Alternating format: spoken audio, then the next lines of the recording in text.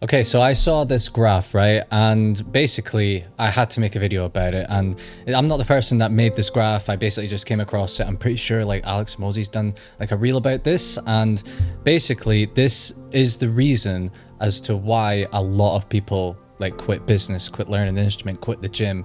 And I had to share it because I've been through this so many times and it sucks because just as you start to get good at something, for some reason you quit.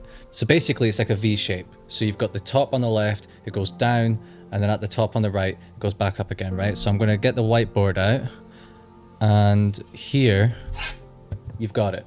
This is the V shape. Now phase one, right at the top, on the top left, you have uninformed optimism. Now, this is essentially where you see someone doing something very well. You see someone going to the gym and they're doing really well, or they're slamming the guitar, or in business, they're doing something extremely well to the point it looks easy. You know, I can do that.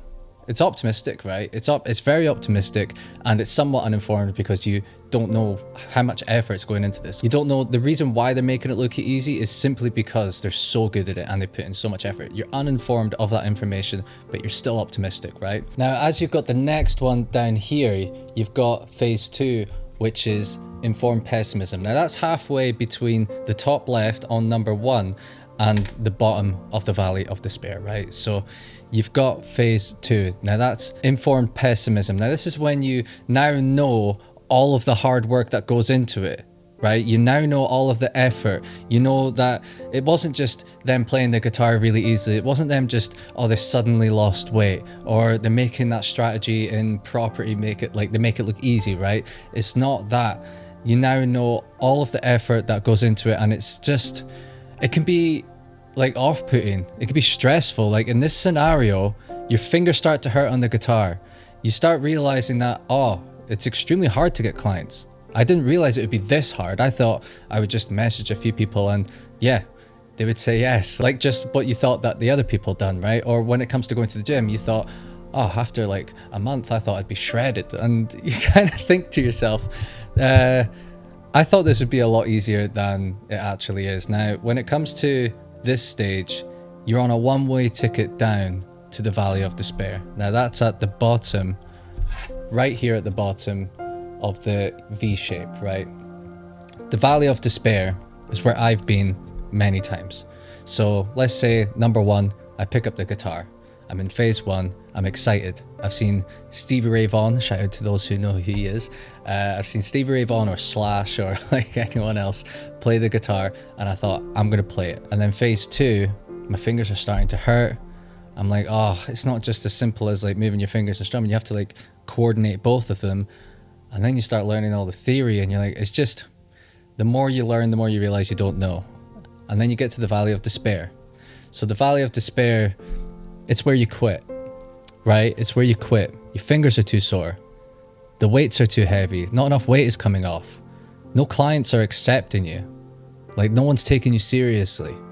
And you're going to all the networking events. You're sending all the messages. You're sending 100 messages a day. You're playing that guitar until like your fingers have like blisters, and you're lifting those weights until you're extremely sore, right? But because you're sore in the gym, that's why you want to quit. You just can't, like the next day you're sore, and then the day after that you're sore, and you're not noticing any progress, and you're not getting any stronger, and you're noticing all these things aren't improving in the first time frame that you wanted it to improve in. And the guitar, you've learned like 3 chords, and yeah, you can write a lot of songs with 3 chords, but you want to play like Slash. You want to shred that thing, and it's just not happening in the time that you wanted it to. And the same goes for business. You're just not accepting any client, or no clients are accepting you. No one's taking you seriously. You're going to networking events, you're stuttering all over the place. No one's viewing your online content. No one's even caring about you, right? You're now in the Valley of Despair. This is where a lot of people quit. I would say it's where 95% of people quit. Have you ever seen the statistic of how many businesses quit? It's insane. Like, I'm pretty sure like to be in the top 1% of podcasts, you need to be above 20 episodes. Like 99% of people quit after 20 episodes. So the Valley of Despair, that's where a lot of people quit. And the worst part is, a lot of people then go to the next thing. Because let's just say my strategy in property investment is buy-to-lets. And I go through the phase 1 and informed optimism, I go through phase 2, informed pessimism, and now I'm in the valley of despair and I'm wanting to quit. Rather than seeing it through, I see John over there and he's doing HMOs and he's smashing it, killing it. He's getting so much money. And the worst part about that is I now want to join him. And it's weird because sometimes that works. That worked for me. It's like, I know the point of the video is you can't quit at the valley of despair. But as I'm talking right now in real time, I realized that that's what I'd done. I pivoted and I went to another strategy and it worked. So sometimes it works as long as you have a plan. So my plan was to get a mentor in order to help me do that, right? But most of the time, for me, for example, me with the guitar and me with the gym, as soon as it got tough, as soon as it got hard, as soon as it sucked, as soon as I got sore, as soon as my fingers started hurting, I quit because I wanted to do something else where I wasn't bad at it. I hated the feeling of being bad. And the feeling of being bad can drive you to do things like quitting, giving up, feeling angry, feeling stressed, feeling upset. And then you start thinking, oh, I'm not good at anything. I'm not good at this, not good at that. All I do is quit. These things start to compound. You start leaving like a trail of failures behind you. And then you start to just lose confidence and lose, I don't know, any belief that you may have. So some of you are in a valley of despair. I'm in it right now because I'm learning the guitar again, right? And I used to know how to play it before, but I've not played it for a long time. So I'm starting to learn it again. It's one of my goals this year. And it's kind of why I'm making this video. My fingers are hurting. And I'm like, oh my God, I cannot go through all of this again. But I want to talk about stage 4, and that's informed optimism. Things are starting to work. You're starting to play the guitar without having to look at your right hand. You can just look at your left hand or swap it about. You only have to look at your right hand. You might not be able to play without even looking, just on the simple basic chords. You're at the gym, you stopped getting sore. You started to realize that if you start doing these stretches, say dynamic stretching before and static stretching after, you stop getting sore the next day. Or you start being patient, you start expanding your time frame. And you start realizing, how about I stop thinking in days and start thinking in decades? Yes, I'm not going to get shredded in 30 days, become a millionaire in 30 days, master the guitar in 30 days, but I might do it in a decade. So if you start thinking in decades, yeah, that might help, right? So again, when it comes to business, people are starting to reply to your emails. People are starting to see, after the amount of times that you've messaged and the experience you've got, and you started refining your process a little bit, people are starting to appreciate that and starting to take you seriously. People are starting to interact with your social media content. Your networking pitch doesn't have as. I mean, I used to read my networking pitch off my phone in front of everyone. And I remember it was so bad. I asked the host, right, what it is I done. I was like, what did I do again? It's like, oh my God, like, it can get really bad. But then that was me in the valley of despair. And then stage 4, it was just, I was able to talk. I was able to just breathe a little bit and get my words out. So you started noticing little signs of success, and this is starting to make you go back up. And stage 4 is here. You are there. So now that you're at stage 4 and you're halfway on the way back up on the right side of the valley, you now go to stage 5, which is the opposite side of stage 1. Okay? You've left all the people behind that are in stage 5. I'm telling you, right? Before I talk about stage 5, I want to talk about that course that I was on. And this course was for what I do, right? Deal packaging, where we provide the end-to-end service for our clients. I needed to learn how to do it. So I took a course that lasted a few months.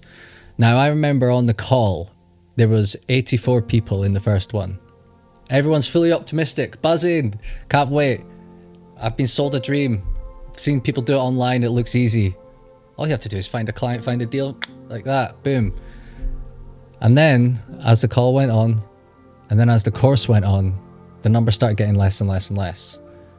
People started getting, I don't know, pessimistic. They realized, It's like you've got to set up a company, you got to get insured, you got to get all these compliances, you got to learn area research, how to talk to people, how to sell, how to negotiate, how to market. That's on top of how to analyze deals, find deals.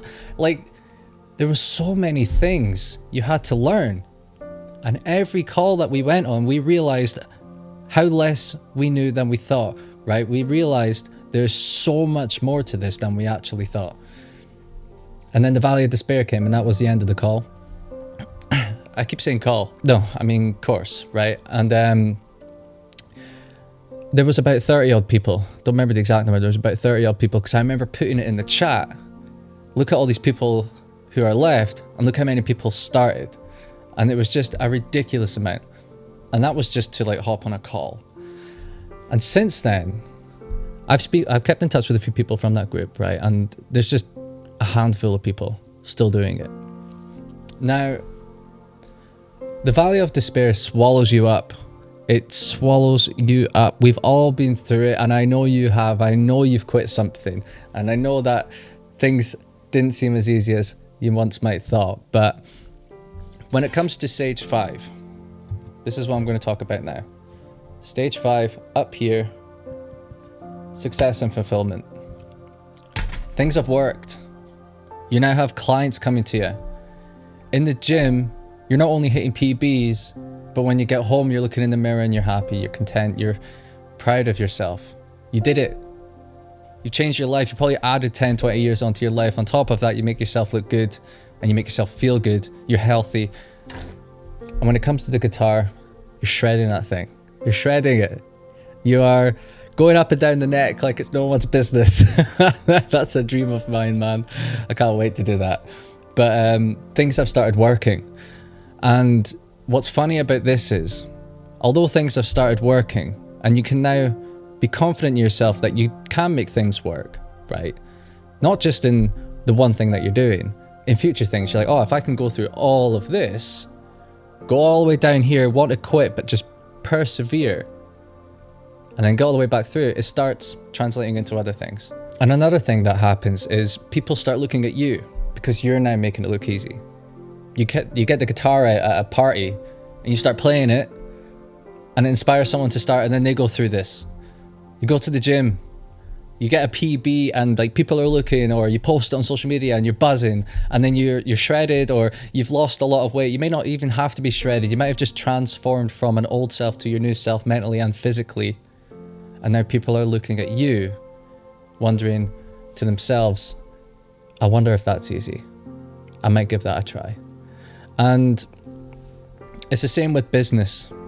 I now have people reaching out to me, asking how I do what I do, which is mainly why I like make the reels and the videos, because I can't answer everyone, so I just refer them to that. But for a long time, I was that person just reaching out to everyone. How do you do what you do? How do you do what you do?